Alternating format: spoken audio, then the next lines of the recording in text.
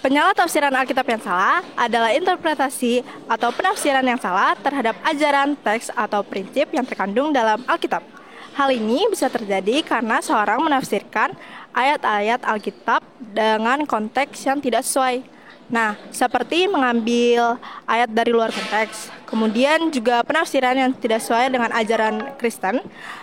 Bisa juga penafsiran yang terlalu kiasan atau bersifat hayalan karena tidak sesuai dengan apa yang diajarkan di dalam Alkitab. Kemudian penafsiran berdasar kepentingan pribadi atau bersifat opini dari si penafsir.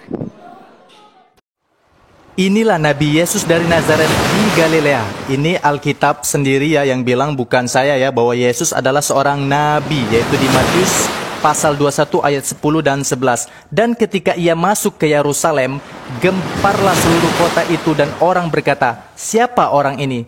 Dan orang banyak itu menyahut, "Inilah Nabi Yesus dari Nazaret di Galilea." Nah, jadi jelas ya bahwa Yesus adalah seorang nabi, bukan Tuhan ya guys. Karena dia seorang nabi, wajar kalau dia lapar, yaitu di ayat ke-18-nya. Pada pagi-pagi hari dalam perjalanannya kembali ke kota, Yesus merasa lapar. Apa sih misi utama Yesus ini? Yaitu di Markus 12 ayat ke-29. Jawab Yesus, "Hukum yang terutama ialah, dengarlah hai orang Israel, Tuhan Allah kita, Tuhan itu Esa." Misi utama Yesus adalah tauhid. Di dalam video itu dikatakan Tuhan Yesus adalah seorang nabi.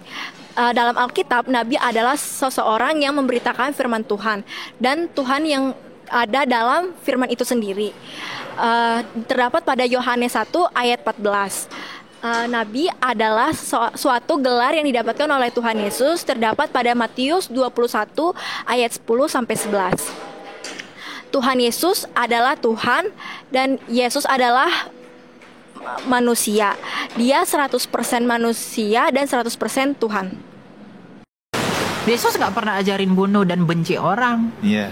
Alkitab tidak pernah anjurkan kita untuk hakimilah dia dengan liar, atau marahi, atau bunuh orang tuamu, benci saudaramu. Itu nggak pernah.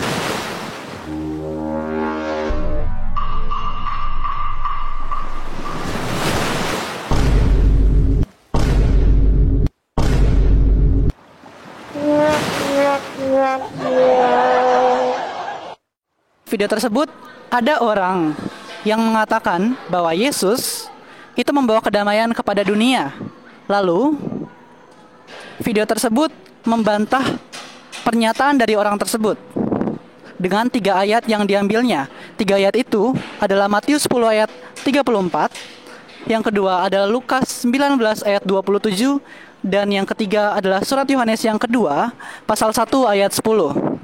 Nah, dari Matius 10 ayat 34, sebenarnya konteksnya adalah Yesus mengutus ke-12 murid, di mana Yesus sendiri bilang bahwa mengikut Yesus itu gak mudah. Akan ada banyak pertikaian, banyak pertentangan, bahkan yang paling sulit adalah dari keluarga kita sendiri, di mana kita harus meninggalkan ayah kita, ibu kita, bahkan semua keluarga kita untuk mengikut Yesus. Kita harus memiliki cinta yang lebih besar kepada Yesus, baru yang kedua kepada orang lain. Yesus harus kita nomor satukan, dan itu tidak mudah. Maka dari itu dibilang bahwa Yesus seperti membawa pedang ke dalam dunia ini, karena kita harus menghadapi pedang-pedang, masalah-masalah untuk mengikut Yesus. Lalu yang kedua, Lukas ayat 19 pasal 2, Lukas pasal 27, Lukas pasal 19 ayat 27 itu sedang konteksnya adalah tanggung jawab akan Injil, di mana mina itu adalah sesuatu yang kita tabur di dunia ini, dan kota yang diberikan oleh Tuhan adalah tuaian kita nanti di akhir zaman. Jadi itu sedang membicarakan konsep akhir zaman nanti, di mana kita akan mendapat upah sesuai dengan perbuatan yang kita lakukan di bumi. Ingat ya, upah. Kita akan mendapat upah, bukan berkat keselamatan.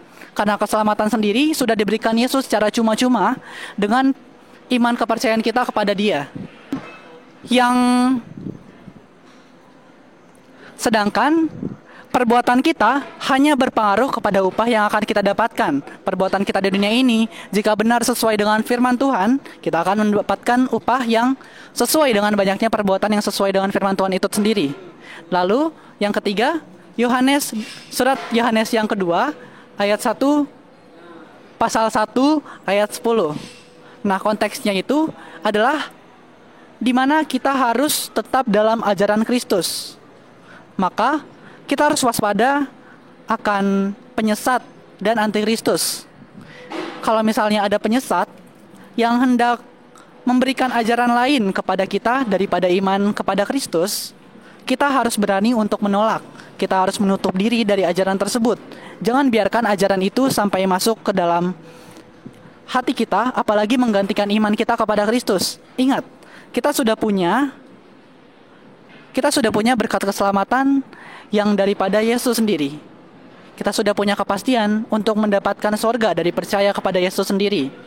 Maka dari itu, jangan sampai iman-iman yang lain, pengertian-pengertian yang lain, tafsiran-tafsiran yang lain, ajaran-ajaran yang lain menggantikan iman kita terhadap Yesus. Nah, itu maksud dari, itu konteks yang sebenarnya dari 3 ayat Alkitab yang dicantumkan oleh video tersebut. Nah, ayat Alkitab tidak boleh ditafsirkan langsung semena-mena, plek-ketiplek terhadap yang diinskripsikan di ayat tersebut. Karena Yesus sendiri sering berbicara dalam perumpamaan, dan kita juga harus memahami apa yang sebenarnya diceritakan oleh perikop atau pasal yang terkait dengan ayat Alkitab tersebut.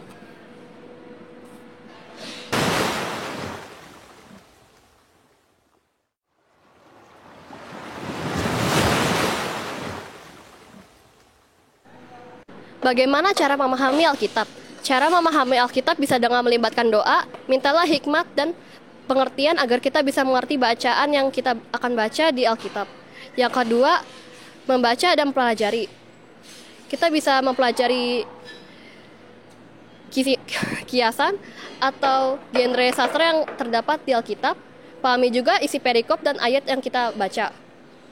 Yang ketiga, cari informasi yang terdapat di Google atau buku-buku agama lainnya. Dalam 1 Tesalonika 5 ayat 20-21, janganlah anggap nubuat Allah itu tidak benar. Ujilah segala sesuatu agar kita mendapat hal yang baik.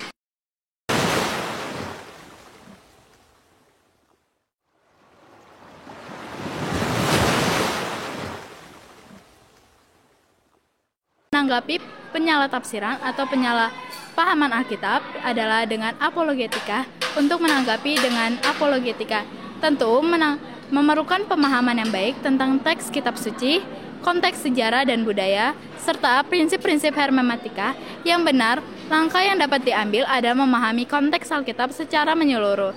Dalam 1 Petrus 3 ayat 15, apologetika bukan untuk berdebat tetapi untuk memberikan pemahaman.